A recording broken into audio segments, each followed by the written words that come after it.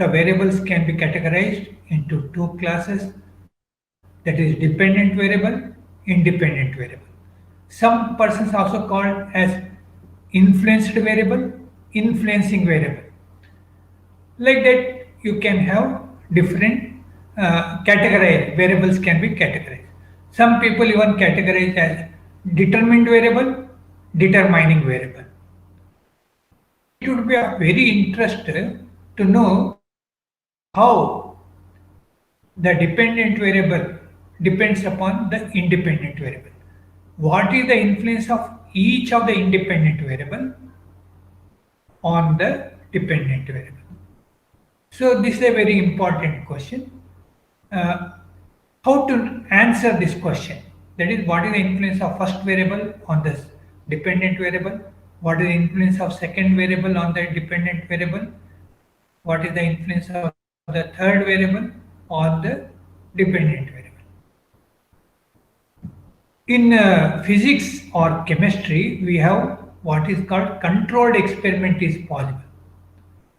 That is, in physics, if they want to know the effect of temperature on the length of a wire, they can increase the length of they can increase the temperature and see how the length of wire changes, keeping the pressure constant.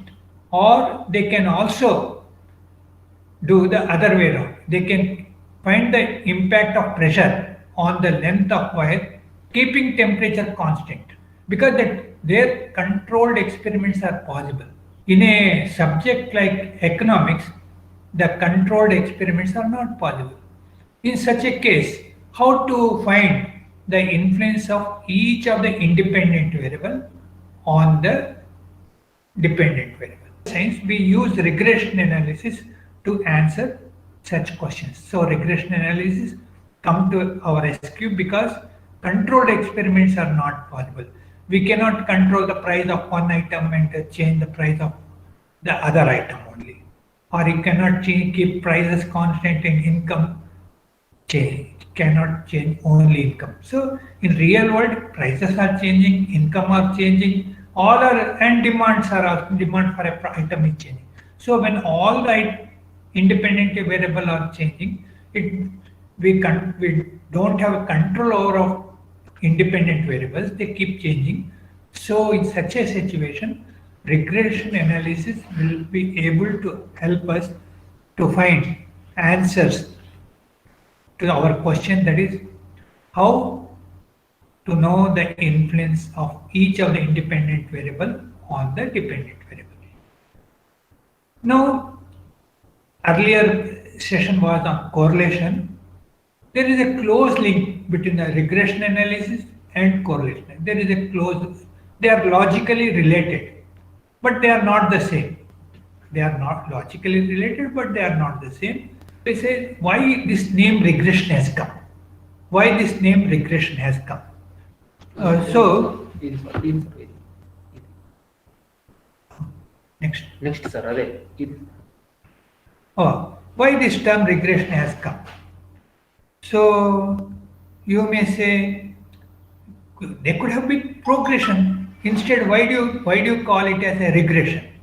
Why do you call it a regression?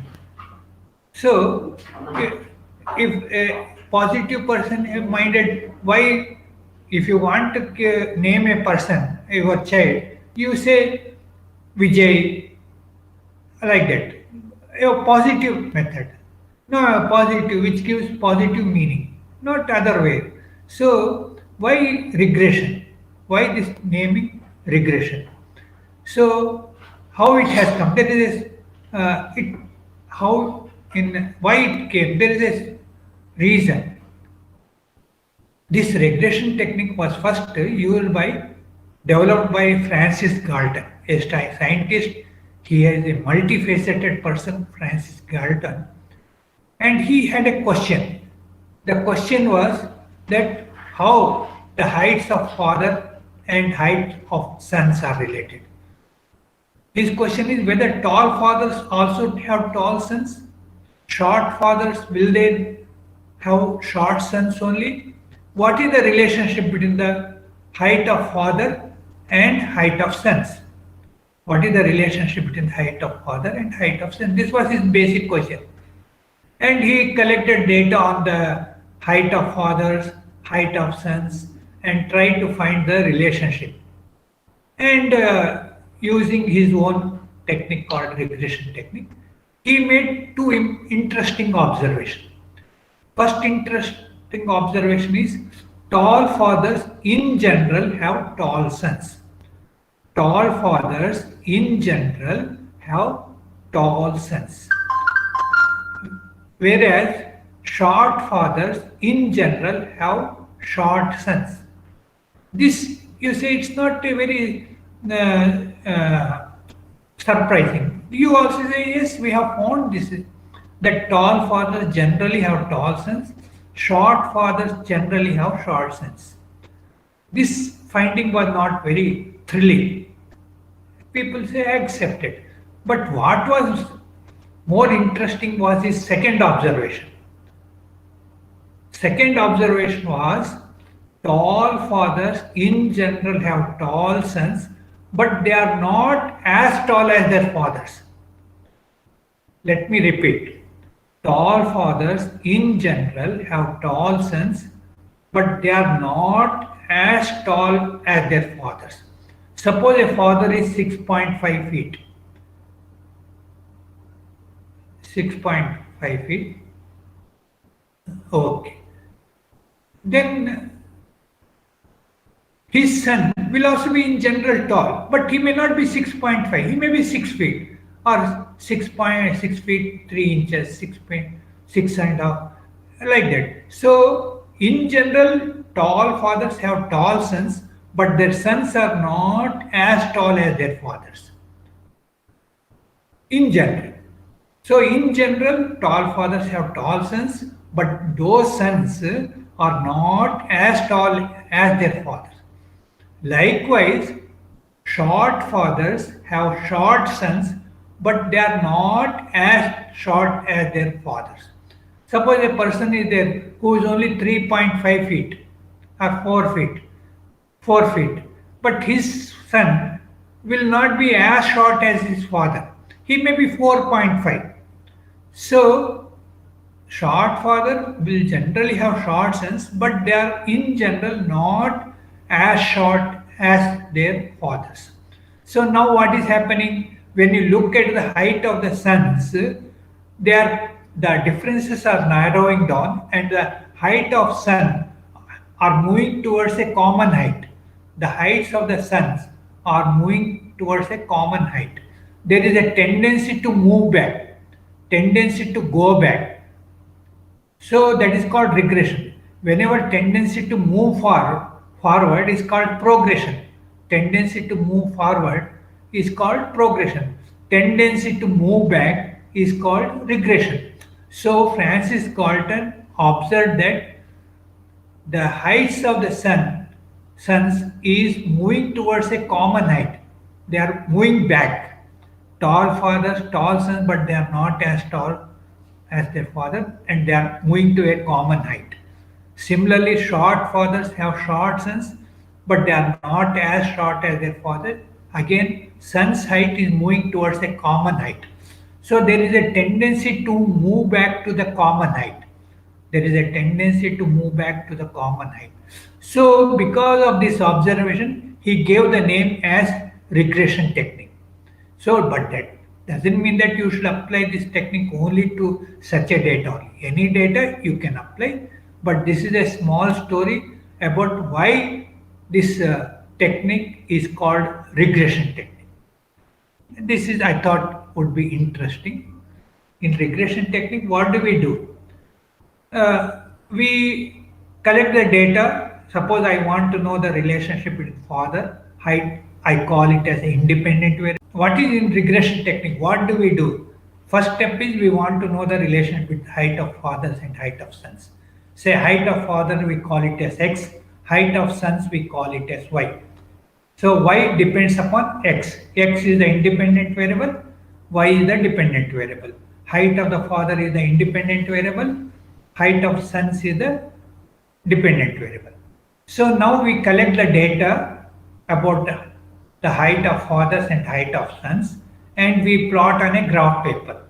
We plot on the graph, plot this data on a graph paper. So we get a scatter diagram. We get a scatter diagram. That is a father, first father, and his corresponding what is his son's height. Second father, what is corresponding height. So every observation is plotted on the diagram, and we have set of points. Our object would be to draw a line which passes through all the points, but generally it is not possible because the points are scattered up and down. So generally it is not possible to draw a line passing through all the points. Then next we say, can we draw a line which passes through most of the point? Even that is also not possible because the points are scattered everywhere. So even to draw a line which is passing through most of the point is also not generally possible. Therefore, as a next best alternative, we say we should draw such a line that it is close to most of the point.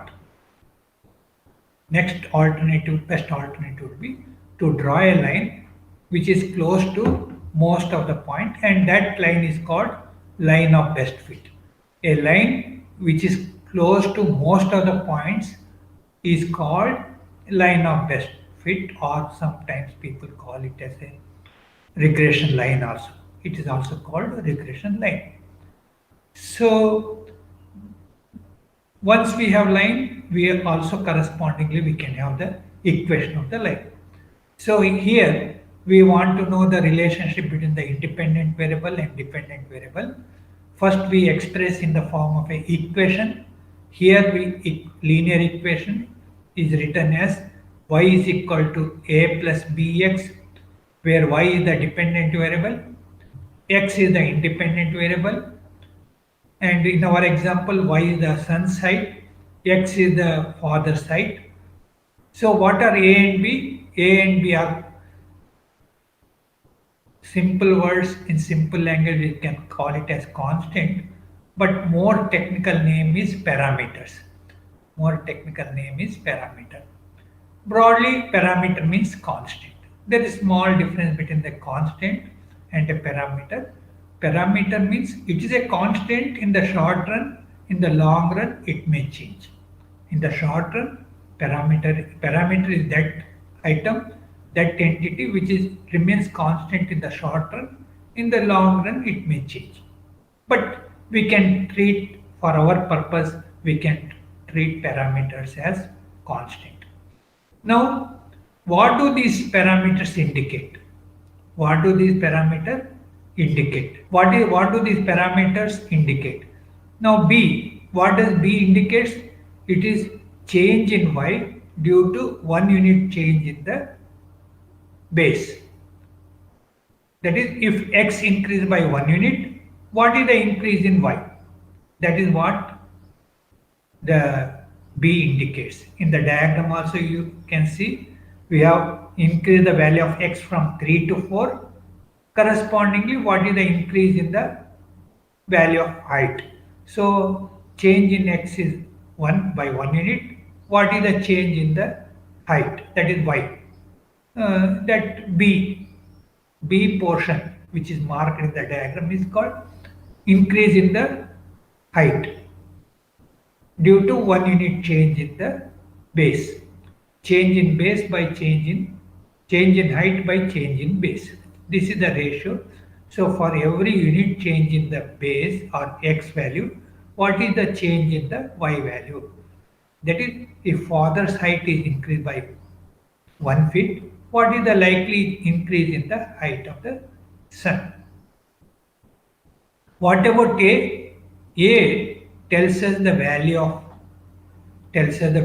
Y when X is 0. A is the value of Y when X is 0. That is, we call it as intercept on Y axis. It is intercept on Y axis means Y is the vertical line where this line cuts the the regression line where it cuts the vertical axis or y-axis, it is called the intercept or height of the line.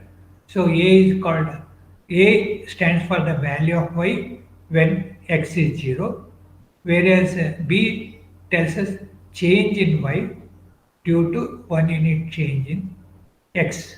So this is we know what is a regression equation. It is a simple linear equation is given by y is equal to a plus bx, and the graph of this line is a straight line which is called regression line. So now our task is to find the value of a and b, or to estimate using regression technique. We have to find the values of a and b. That is our task. In regression technique helps us to find the values of a and b, or we call it estimate the value of a and b. We have a formula. Here the formula is on the slide. Here b value is given by the formula. B is equal to n sum of xy minus sum of x sum of y divided by n sum of x square minus sum of x whole square. If you recollect, it resembles something like Carl Pearson coefficient of correlation. It's broadly resembles, not exactly. In the denominator, we have also had another term in y. These are the formulas for, and now we are taking an example on how advertisement expenditure influences the sales. So the independent variable x1 is the advertisement variable, advertisement expenditure. The dependent variable sales y. So we have calculated all the values x, y, x square, all the values we have calculated, and we have got the values of a and b. And the equation is y is equal to 8 plus 1.2 x1. x1 means first independent variable. So this is the simple regression. In simple regression, we have only one independent variable. What is the dependent variable? Sales is the dependent variable denoted by letter y. Whereas independent variable x1 is the advertisement expenditure. So what do we understand? 8. What does 8 indicates? Even when there is no advertisement expenditure, sales of the company will be 8 units. Even when there is no advertisement expenditure, the sales of the company will be 8 units. And what does 1.2 indicates? 1.2 indicates for every unit change in advertisement expenditure, the sales will increase by 1.2. For every 1 unit increase in the advertisement expenditure, the sales will increase by 1.2. And what is the R square? That is R square here is the explanatory power of the equation. R square is the explanatory power of the equation.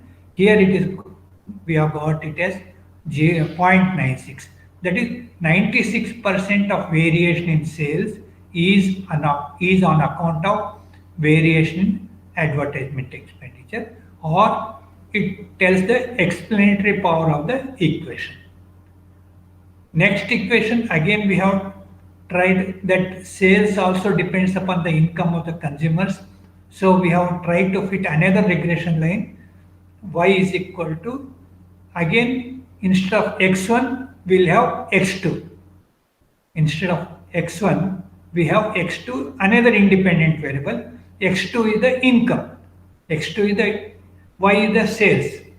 So the result is y is equal to 13.5 plus 1.3 x2, 1.3 x2. They will buy, because even if income, people may buy because they have savings and other things. So the sales will be 13.5 even when the income is 0.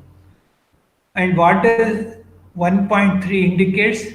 that is the coefficient of x2. It means for every one unit increase in the income, the sales of the company will increase by 1.3. And here the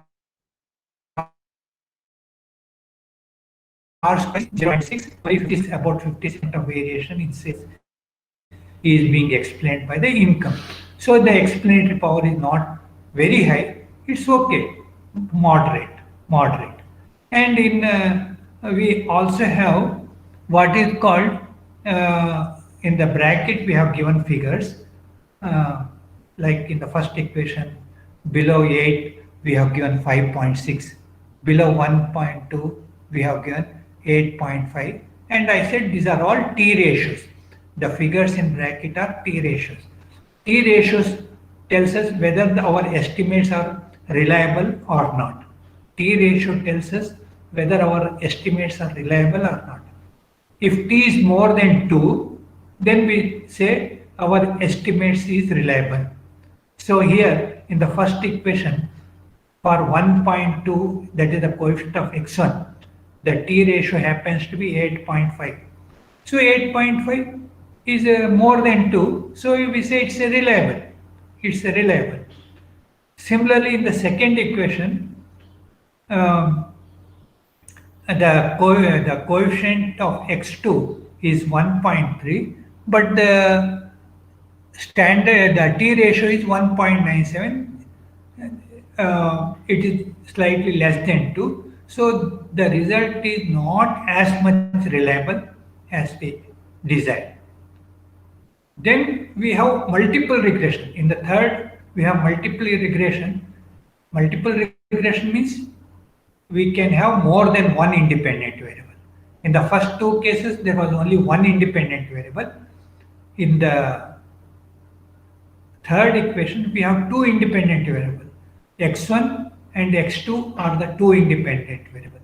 That is, advertisement expenditure and income are the independent variable, which we expect to that these two independent variables influence the sales of a company.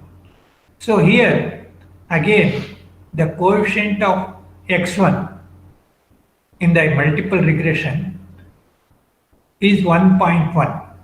Earlier in first equation the coefficient of x1 was 1. So in multiple regression the coefficient of x1 is 1.1, whereas in earlier first equation the coefficient of equation was 1.2 x1. But there is not much change. There is not a small change, because therefore the results are reliable. Even T ratio is also very high, whereas in the coefficient of x2 is very much different. See, in the second equation the coefficient of x2 was 1.3, but in the third equation coefficient of x2 is 0.2. So there is big difference, and the T ratio is also below 2. Whenever T ratio is below 2, we say the result is not reliable.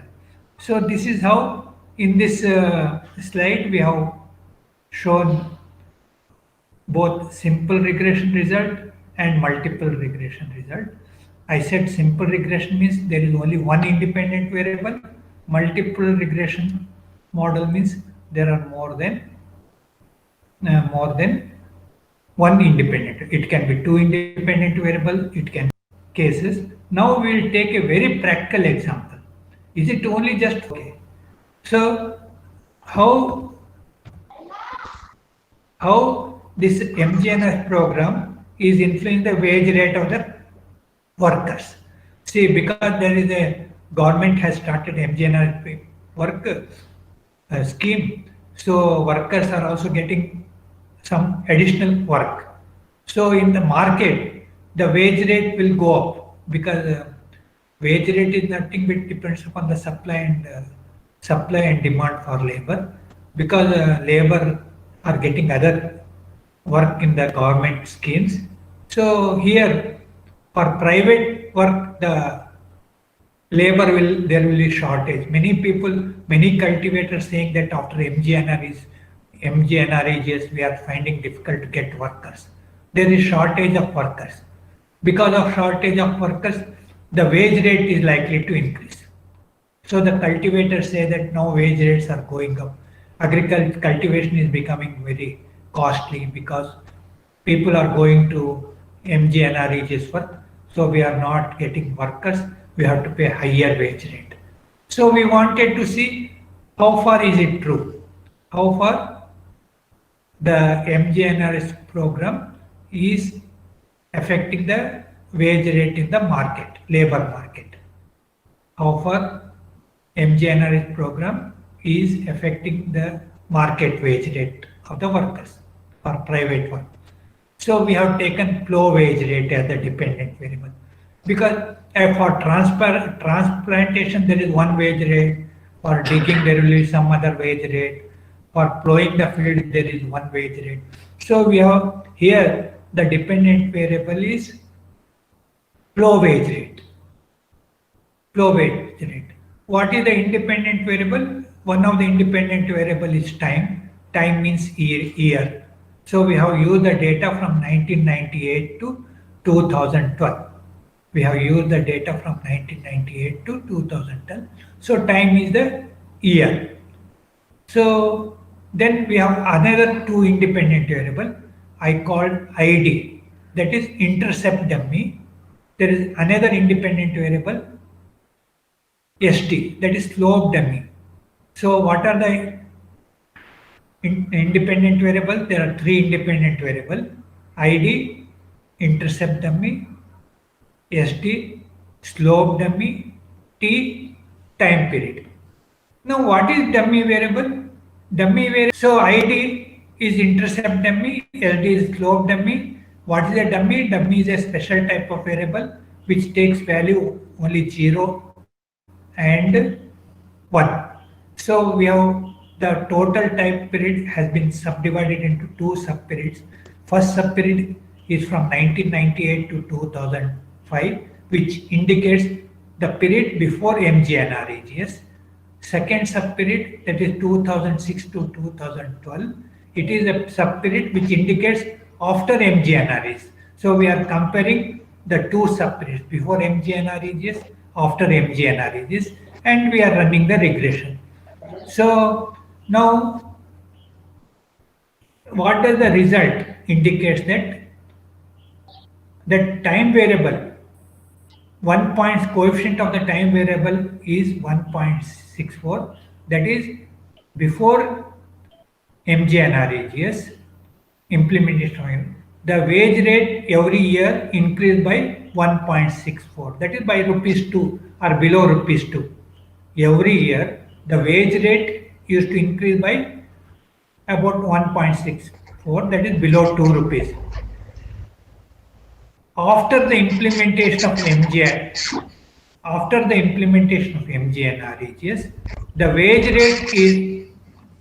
rate every year are increasing at the rate of 29 rupees. How to get the 29 rupees?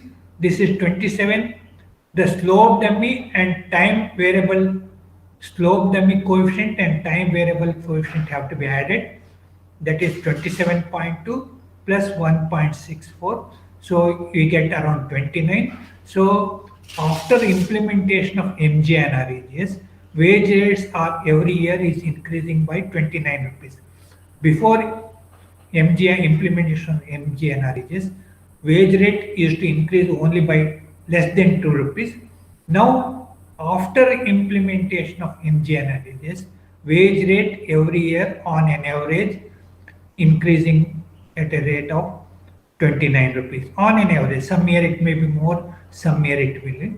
So per annum, after MGNREGS implementation, wage rates are increasing at by 29 rupees per year, whereas before implementation of MGNREGS, wage rate used to increase by less than rupees 2. So we see that MGNREGS has influenced the market wage.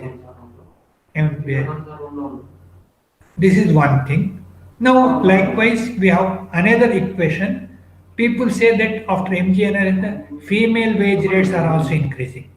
Female wage rates are increasing.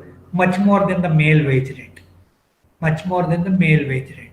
So the gap between the female wage rate and male wage rate is coming down. The gap between the male wage rate and female wage rate is coming down.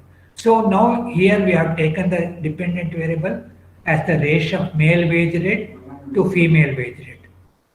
The male wage rate to the female wage rate. Again, the independent variables are the same three independent variables. That is intercept dummy, slope dummy, and time. The results indicate that before implementation of MGNREGs, Sir, can you give us a 2 minutes. meeting? Hypothesis. 2 minutes. Hypothesis.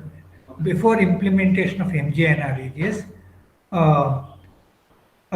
wage rate, the wage differences were widening. Minus means widening. Male wage rate were increasing, female wage rate were not as increasing as much as male wage rate. But after MGNREG's implementation, the female wage rate is increasing faster. So the gap between the male wage rate and the female wage rate is coming down. This is broadly the thing. Just these examples were shown to mention that this regression technique can be used for trying to know very practical questions, answers to very practical questions. So with this, I thank you